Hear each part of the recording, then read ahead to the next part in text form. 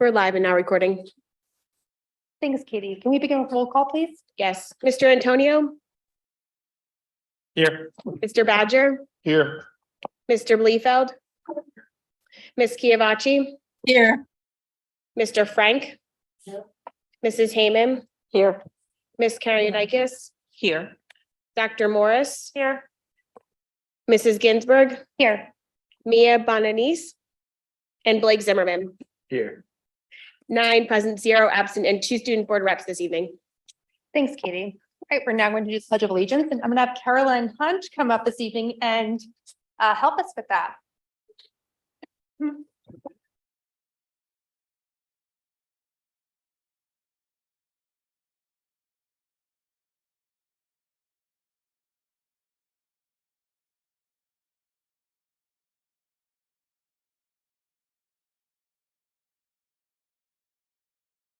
That's better pace. Yeah. That's a little- Thanks, Caroline. All right, so welcome to our guests and visitors that are with us this evening for our October 2nd regular public board meeting of the Wissahickon School Board. Taking a look at our agenda, we first list out our prior meetings, which we reviewed at our last meeting, as well as our upcoming meetings. And I don't believe there's been any changes in those lists, correct? Nothing's been added, okay. All right, so we'll move on to our presentations for this evening. We first have our WEOP student report. No, we're postponing that. Okay, so we will get that soon in the future. So we'll go on to Wake Up and Learn.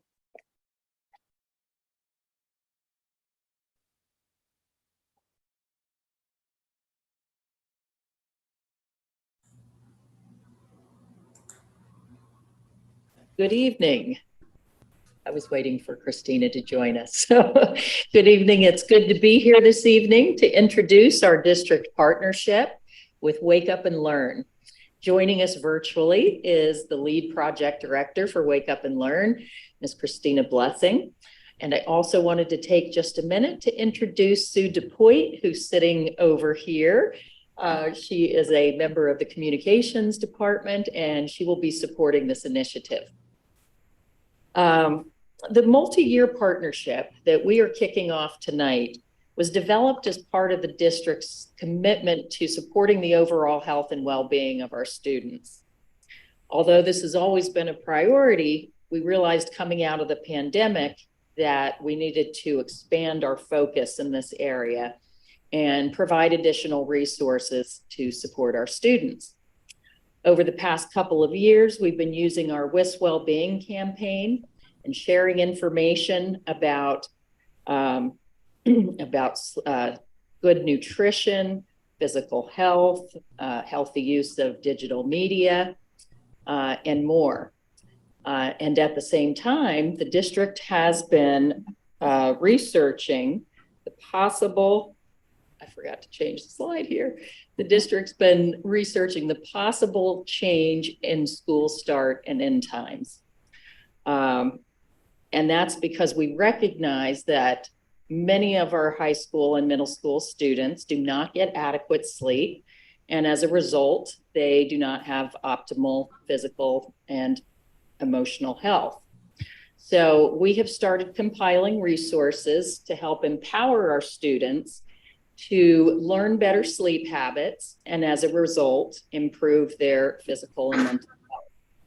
And our partnership with Wake Up and Learn is in perfect alignment with this goal.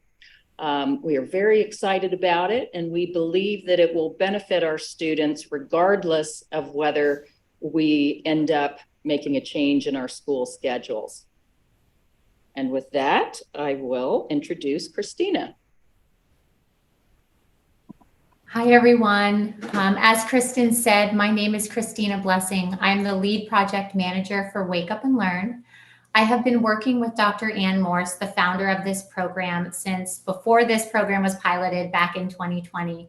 And I am just so excited to be here with you tonight to provide a brief overview, a brief welcome to Wake Up and Learn.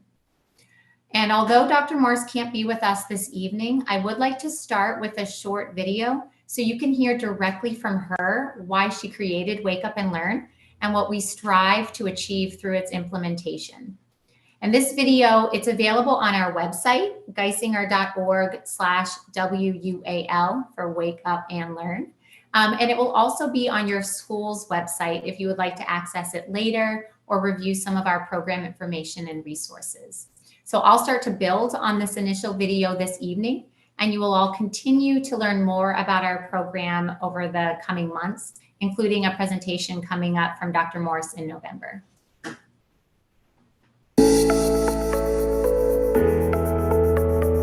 Hi, I'm Dr. Amory Morse. I'm the Director of Child Neurology and Pediatric Sleep Medicine at Geisinger Janet Weiss Children's Hospital. I'm also the founder of Geisinger's Wake Up and Learn program. Let me give you some background on why we started Wake Up and Learn and what it's all about. Did you know that in 2014, the CDC declared sleep disorders in the United States to be a major public health crisis, with at least 1 in 5 adults having a sleep disorder? You know, a statistic might even be more concerning. Most recently, the CDC reported that between 58 and 73% of middle school and high school students are experiencing insufficient duration of sleep. And this represents only one type of over 70 sleep disorders. You may be wondering, what does any of this have to do with school? Well, sleep is a critical part of an optimal day.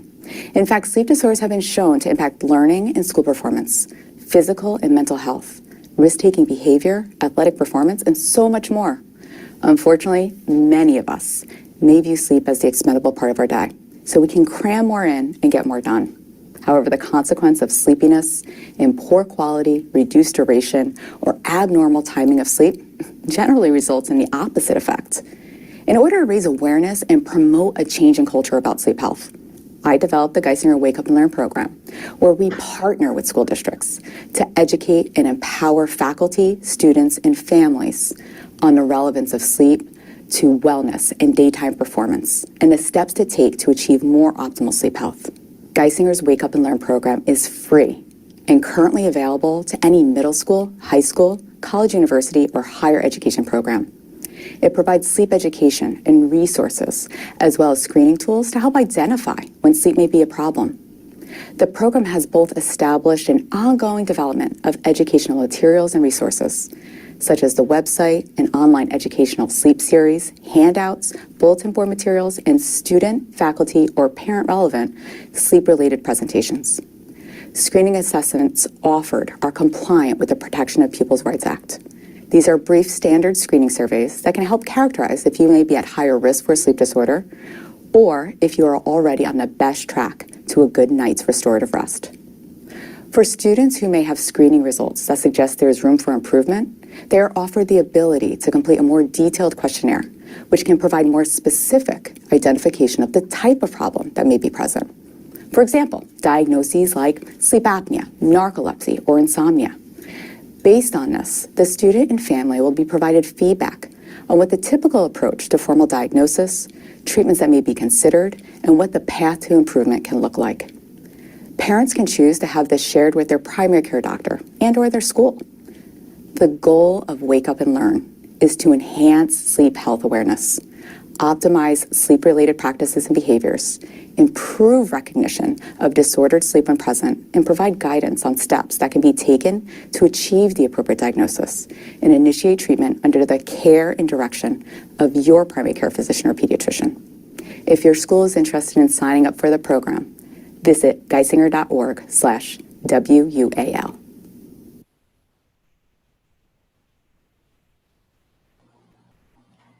So as you heard from Dr. Morse, Wake Up and Learn is a Geisinger program that is focused on changing the way we think about sleep and its contribution to overall health and well-being.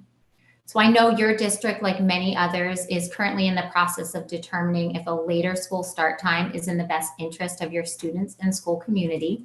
And our program, we don't take a position on that topic. We know that there are many factors that are contributing to poor sleep in adolescents. And regardless of what time that first bell rings, we are just so excited to partner with you to promote better sleep and better health. So in addition to Dr. Morse, who is a board certified sleep specialist, Wake Up and Learn is supported by a small team of Geisinger employees. I am one of 3 project managers that helps to coordinate and oversee program development and implementation, as well as 2 program assistants that help us out. We also have a data analyst that supports us from a technical side, as well as a doctorate level statistician that helps us get really meaningful data to share back with our school partners. And I'll touch on that in a little bit. Everything related to Wake Up and Learn runs through our very small, but I would say mighty team. The program is completely funded using philanthropic and grant funding, which allows us to offer our resources and programming at no cost to our school partners. And since piloting the program with Montgomery Area School District in 2020, we have expanded our program to include additional secondary schools like Owen J. Roberts in Chester County, Bucknell University students, even Geisinger's medical students and residents. From an education standpoint, we seek to provide reliable information and resources that help students connect the dots between their sleep health and what is most important to them. So maybe that's athletic or academic success or the quality of their relationships. Whatever it is that they care about, sleep is relevant, and we want to help them see that. We also strive to help students recognize the signs of unhealthy sleep and the consequences of unaddressed sleep problems. So you're hitting the snooze button 15 times every morning, or you fell asleep 3 times in class already this week, or you're extra moody. We want students and the broader school community to notice when there might be a problem with sleep and to understand that with the right tools and support, they can make a change and experience the benefits of restorative sleep on a daily basis. So we provide education through a variety of mediums, all of which are freely available to our school partners. Pictured here are a couple of our larger posters. We have material for a sleep health bulletin board and a sleep resource handbook.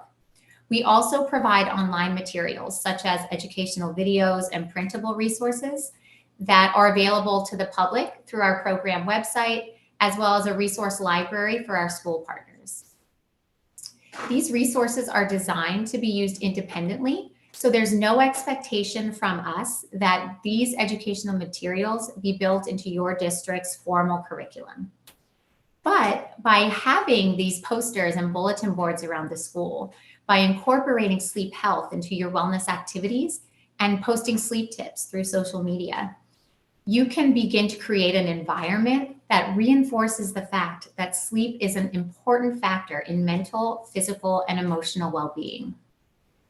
And to further promote this type of culture change, we also provide information for other members of the school community, such as teachers and parents. And you'll start to see these materials shared over the coming months, and it'll help begin to foster a basic awareness that sleep is an important part of everyday health. This will then set the stage for the other offering that our program provides, which is the opportunity to participate in voluntary sleep assessments. So when it comes to promoting behavior change, education is great, but without the tools to make and sustain change, the impact of the education can fall flat.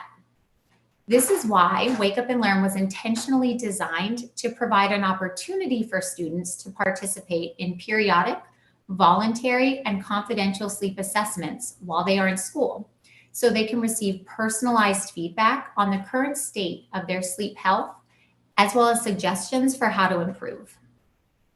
So the 3 surveys that we use, the Epworth Sleepiness Scale for children and adolescents, the Childhood Sleep Habits Questionnaire, and the Alliance Sleep Questionnaire, these were not created by us. These are clinically validated surveys that are generally used to identify sleep problems.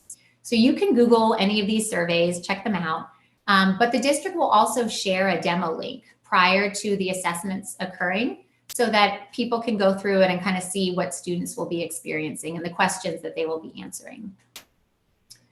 Our assessment process includes a tiered system. So the first 2 surveys are administered to all students in grades 7 through 12 and can identify if a student may be experiencing sleep problems broadly. The Alliance Sleep Questionnaire, then, a more detailed survey, is offered to students that score high on the initial surveys. Prior to students taking any of our surveys, additional information is sent to the families so they can decide if they want their child to participate in the assessments.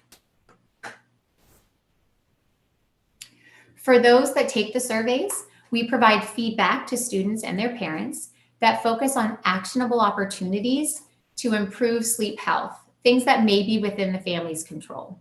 So an example would be suggesting that a student track their sleep to identify what factors may be impacting their sleep quality, and then actually providing the student with a sleep diary that they can use to do that.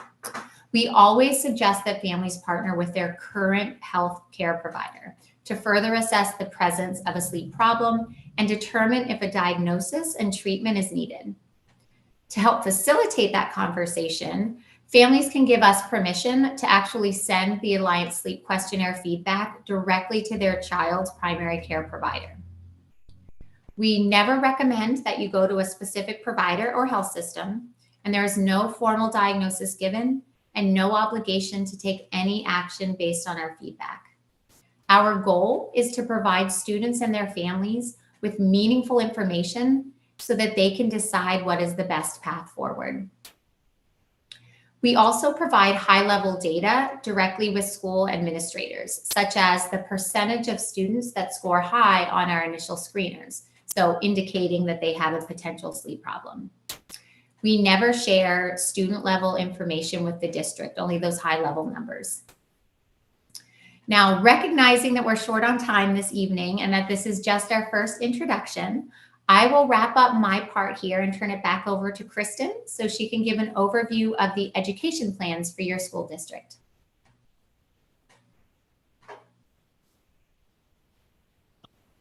As Christina described, there's two main components of our partnership with Wake Up and Learn. The first is sleep education. Using the extensive sleep resource library that Christina showed you, we will be sharing this information with students, staff, and families via our website, a social media campaign, a monthly WIS Wellbeing e-newsletter, and we'll be working with our student clubs to help us engage other students. We also have planned a sleep bulletin board contest in the spring of next year. The first opportunity for the students to participate in the sleep surveys that Christina described will be in March 2024. And this will apply to grades 7 through 12. And as she said, the parents may opt their student out of the survey if they prefer. We also encourage all of our families, staff, and students to join us for a presentation with Dr. Morse. This will be in November. Stay tuned and we'll share the date with you as soon as we have it.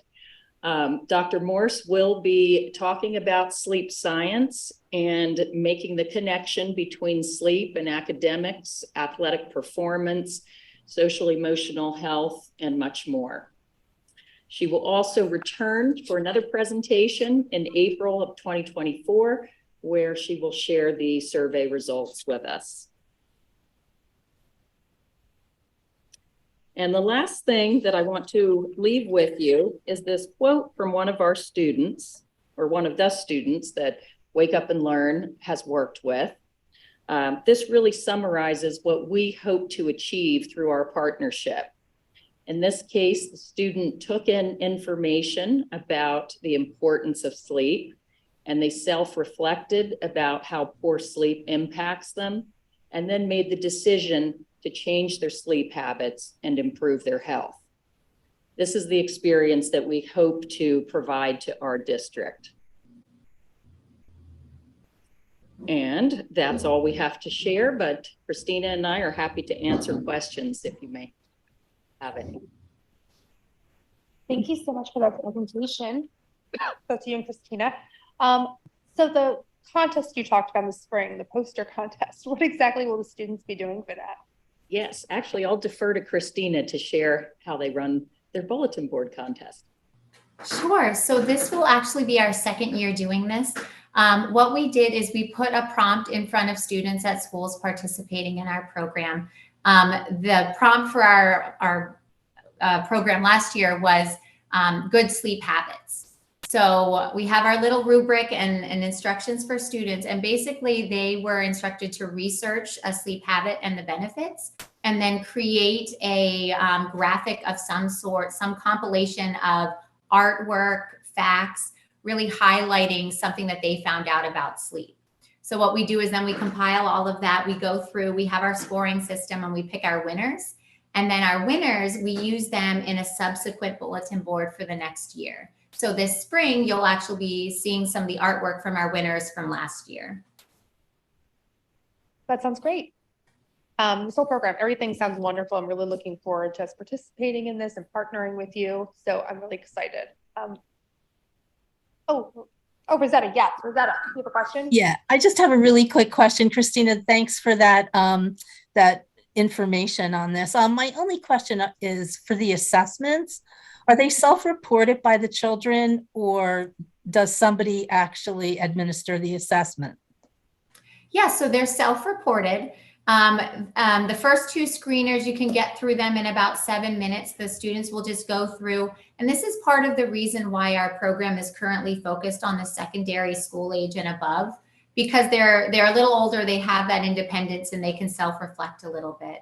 The Alliance Sleep Questionnaire, which you'll get more information on, is a bit more detailed, so that we do encourage parents, if they'd like to complete that with their student, that's done at home on their own time, so they can give a little more support. But nothing is like administered by a member of our team or anything. They're all just surveys that they can take online. Thank you. Mm-hmm. Any other questions or comments? No? All right. Well, thank you so much. Great. Looking forward to the partnership. Absolutely. Thank you. All right. Well, then we'll move on to our first public comment period. And we have one person registered in person, and that's Nicole McCabe. And I'll just remind everyone that's going to be speaking, you have 3 minutes. Be limited to 5 speakers on a particular topic. And please let us know your name and your municipality of residence and the topics when you approach.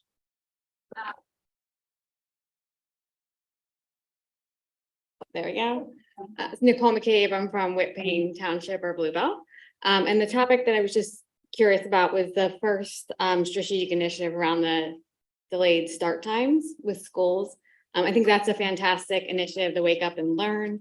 Just curious around why, with the results that were shown in the spring, with people sort of overwhelmingly saying that they didn't want to do it, and you provided some great information, other schools to look at, and there still doesn't appear to be overwhelming evidence to move forward. And I guess my question is, why is it still on there as a strategic initiative? And how are you measuring success against it? Is that something you can answer or not?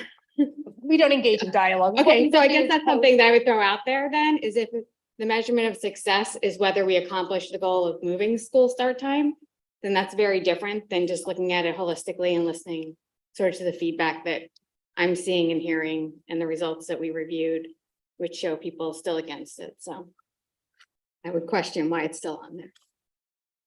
Thank you, Nicole. Katie, is there anyone online? All right, then we will close our first public comment period and move on.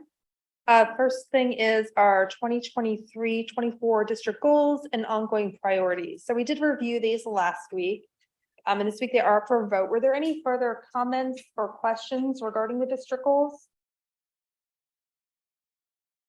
All right, seeing that. Are you talking about from us? Yeah. Okay, well, I'm not trying to engage directly, but I would like to just address what Nicole touched on, and that is, I don't think that us completing the goal is moving start time. Us completing the goal is thoroughly vetting this and going through the process, and then it would be completed, right? That's how that bar moves to 100%. It's not that we vote to change start time, it's that we have a vote and move forward. That's completing the goal. I hope that answers your question. Your other question, I can talk to you personally about later if you'd like. And just to also be clear, the reason why it's still a goal is we voted to defer the vote for a year. So last year, we actually said we don't have all the information, we cannot make a vote. and we are moving this goal to next year. That's why it's still there. Yeah, I'll just add my thoughts on this. What we want to do is in February for us as a board to be able to have a definitive up or down vote on whether or not we're going to have later school start times for next fall. This is a topic that's been of interest to several board members for many years, and it's kind of just been floating out there. And we talked about it a lot. We've done a lot of research, but we've never taken an official vote whether we're going to do it, or if there's not enough support, just put it to the side and move on. And I want us as a board to be able to get to that point, with the right information about what it's going to look like in terms of implementation in Wissahickon. When I say what it's going to look like, I mean, what are the bus schedules going to be like? What will we have in place to deal with after school sports? How are we going to manage the kids who have classes at North Monco? What are we going to do in terms of before care or after care? All those kinds of details a year ago, or I guess last January, February, were not fully fleshed out or defined. And I think the administration's goal, well, our goal for them is that they have all those nailed down and presented to us in the community so that we can have a clear vote, again, yes or no on later school start times, understanding what it's going to mean in terms of impact to how we operate the district and who's going to be affected, what the opportunity costs are, what the financial impact's going to be. Because I think on the flip side, the benefits, the health benefits for students for getting more sleep, higher quality sleep, I think are clear and not really in dispute. The thing that's unclear is whether or not those benefits are outweighed by the costs of actually implementing it. And that's what we're trying to get to in February, and that's why it's a specific goal for this year. Thank you, Joe. Any other comments regarding the goal? I just have one more thing to say. Sorry about that.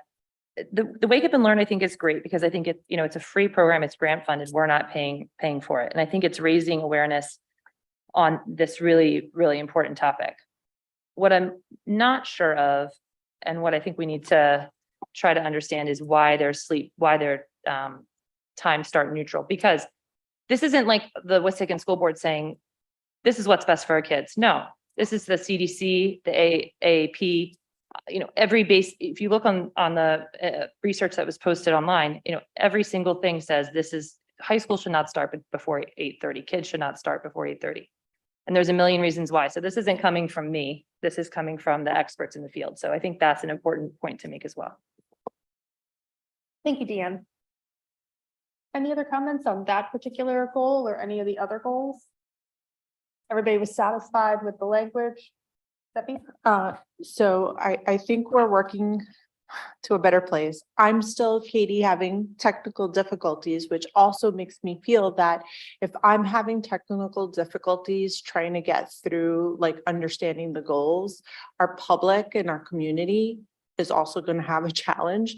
So can we, and Katie, I'll call you tomorrow. Maybe we could just talk through how do we kind of drill down and make sure that our community understands the information there and to navigate. I know it's there. It's just the navigation is a challenge now. So let's think about our UX.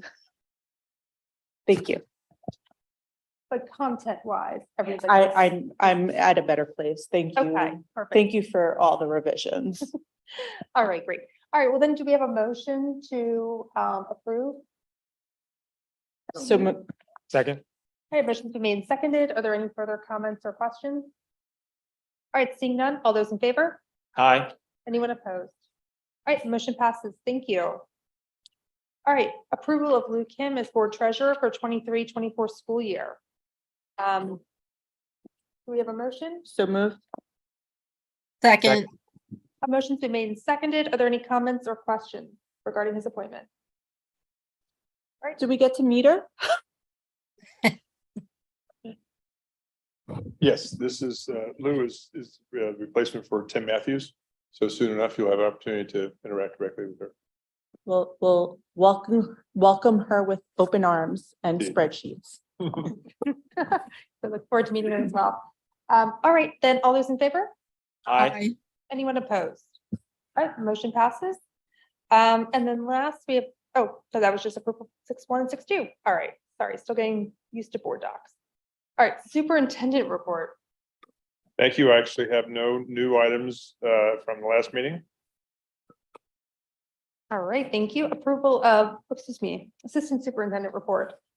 Yes, thank you. No informational items. We have one item. We'll seek motion to approve this evening to adopt the elementary reading and math after-school program, which was reviewed during last week's meeting.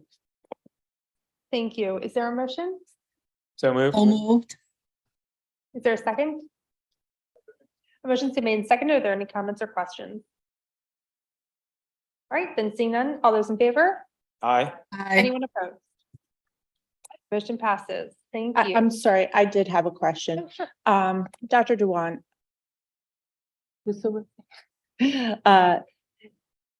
it possible that we'll get an update on our next meeting on how we're doing with recruitment? Yes. Thank you. All right, moving on, we have our board solicitor report, Michelle. All right, I'm looking, well, we have one item that for approval tonight is approval of a settlement agreement between a family and the school district. It was something we discussed last week at the work session, so looking for approval of action item 9.1. So moved. Motion's been made and seconded. Are there any comments or questions?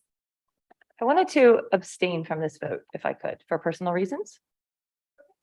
Do I need to write anything or that it? Thanks. All right, all those in favor? Aye. Opposed? And then we have one abstention. All right, thank you. Board secretary report, Wade. Thank you. There's been no changes to the items 10.1, 2, and 3. So we're looking for approval of action items 10.1 through 10.3. So moved. Second. Motion's been made and second. Are there any comments or questions? All right, seeing none, all those in favor? Aye. Anyone opposed? Motion passes. Thank Thank you, you. Wade.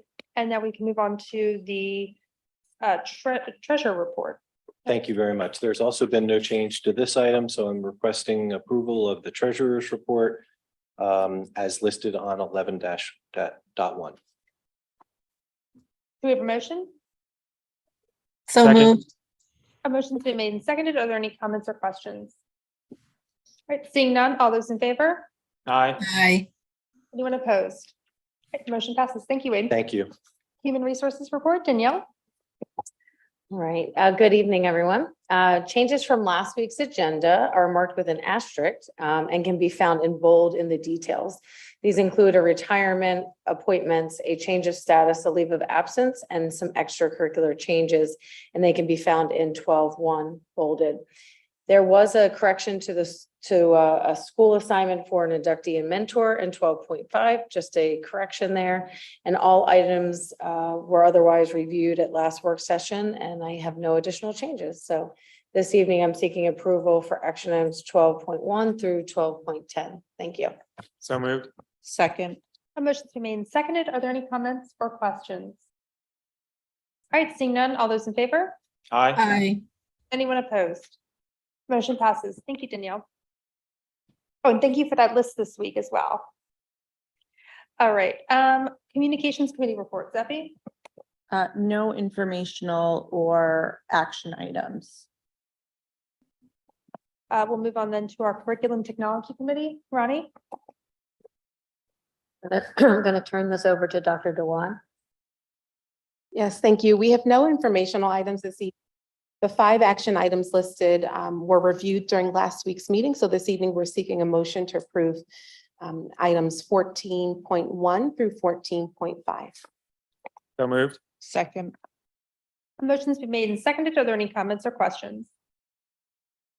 All right, seeing none, all those in favor? Aye. Anyone opposed? Motion passes. Thank you. Finance Committee report, David. Oh, that is facilities, goodness. Sorry, Joe, didn't mean to miss you there. Facilities and Transportation. For the Facilities and Transportation Committee report tonight, we have 3 action items, which are unchanged from last week and which we reviewed last week. The first one's with obsolete equipment, and the other 2 are related to the expansion construction project at Bluebell. So unless there are any questions I'm seeking a motion for approval of action items 15.1 through 15.3. So moved. Second. Motion's been made and seconded. Are there any comments or questions? All right, seeing none, all those in favor? Aye. Aye. Anyone opposed? All right, motion passes. Thank you. Thank you. All right, now Finance Committee report, David. Okay, thanks, Amy. There are no new informational items since last week and no changes to the 4 action items that were presented and discussed last week. So we're seeking approval of action items 16.1 through 16.4, please. So moved. Moved. Second. A motion's been made and seconded. Are there any comments or questions? All right, seeing none, all those in favor? Aye. Anyone opposed? Motion passes. Thank you. All right, Policy Committee report, Marshall. Thank you. There are no informational items this evening, and there are no changes to the action items that we reviewed last week. So as a result, I am looking for approval of action items 17.1 through 17.8. So moved. Second. Second. A motion's made and seconded. Are there any comments or questions? All right, seeing none, all those in favor? Aye. Anyone opposed? Motion passes. Thank you. All right, Racial Equity Oversight Committee. Paul.